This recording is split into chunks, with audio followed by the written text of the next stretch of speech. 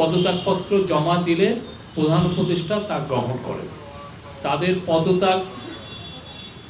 তাদের পদত্যাগ নির্বাচন কমিশন তফসিল ঘোষণার সাথে সাথে কার্যকর হবে। আবারও আমি বলি, তাদের এই যে পদত্যাগপত্র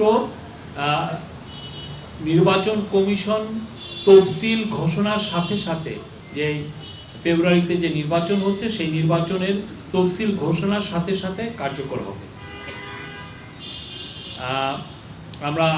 আপনারা হয়তো জেনেছেন যে এটা কালকেই সম্ভবত তফসিল ঘোষণা হচ্ছে। জুলাই গণ অভ্যুত্থানের সম্মুখ সারিতে থেকে নেতৃত্ব দেয়া এই দুই ছাত্রনেতার পদত্যাগপত্র গ্রহণের পর প্রধান উপদেষ্টা তাদের ভবিষ্যৎ জীবনের মঙ্গল কামনা করেন। তিনি বলেন, আমি কোট অভ্যুত্থানের নেতৃত্ব দিয়ে তোমরা যেভাবে জাতিকে ফ্যাসিবাদী শাসন থেকে মুক্তির পথে অবদান রেখেছ তা জাতি মনে রাখবে।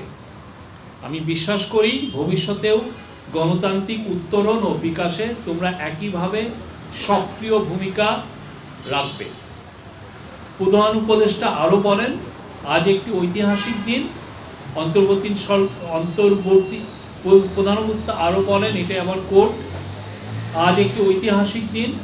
অন্তর্বর্তীকালীন সরকার সবসময় তোমাদের অবদান স্মরণ করবে। আমি তোমাদের সুন্দর ও শুভ ভবিষ্যৎ কামনা করি। এত অল্প সময়ে তোমরা জাতিকে যা দিয়েছ তা জাতি কখনো ভুলবে না। তিনি বলেন, এটি একটি রূপান্তর মাত্র। আমি আশা করি আগামীতে বৃহত্তর পরিমণ্ডলে তোমরা আরও বড় অবদান রাখবে।